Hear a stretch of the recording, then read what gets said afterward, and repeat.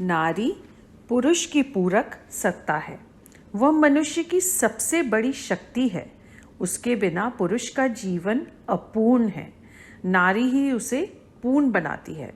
नारी पुरुष के लिए पूरक सत्ता ही नहीं, वरन उर्वरक भूमि के रूप में भी उसकी उन्नति, प्रगति तथा कल्याण का साधन बनती है।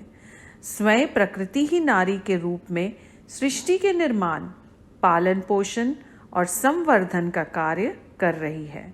माता भगवती देवी शर्मा। पुस्तक का नाम पत्नी का सम्मान, गृहस्थ का उत्थान। नारी धरा पर स्वर्गीय ज्योति की साकार प्रतिमा मानी गई है।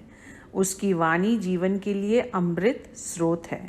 उसके नेत्रों में करुणा, सरलता और आनंद के दर्शन होते हैं।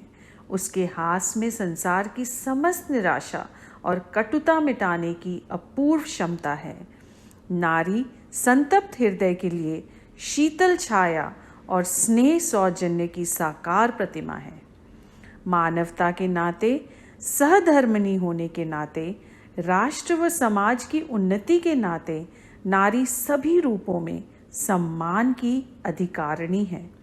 अधिक दिनों उसके अस्तित्व, व्यक्तित्व तथा अधिकारों का शोषण राष्ट्र को ऐसे गर्त में गिरा सकता है जिससे निकलना कठिन हो जाएगा। आपके समक्ष प्रस्तुत है एक लघु पुस्तक जो कहती है कि कल्याण तथा बुद्धिमत्ता इसी में है कि समय रहते चेत जाएं और नारी कल्याण के लिए प्रतिबद्ध हों। प्रत्येक सद्गृहस्थ का यह कर्तव्य है कि स्वयं अपने परिवार को नारियों को जागृत कर कि नवयुग की सर्वोपरि मांग पूरी करने के लिए महिला जागरण अभियान की उपयोगिता, आवश्यकता और प्रतिक्रिया से परिचित करके संघ शक्ति में सम्मिलित होने के लिए आगे ढकेलना चाहिए।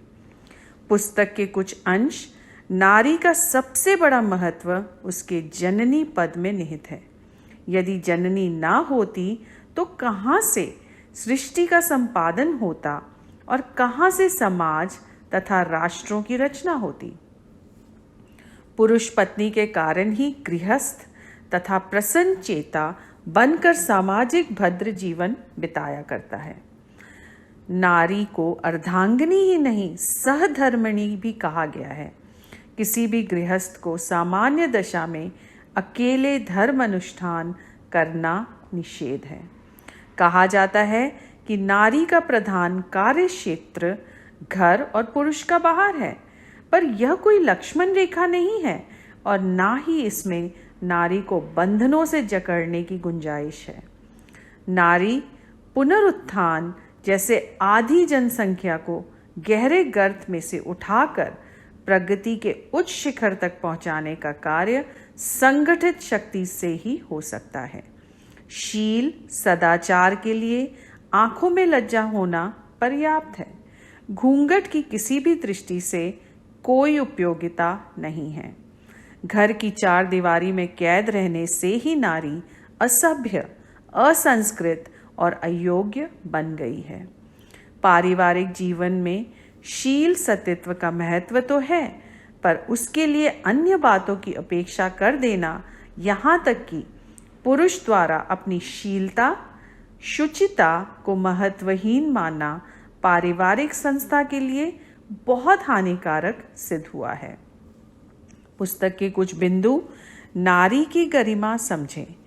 पुरुष अपना कर्तव्य निभाएं।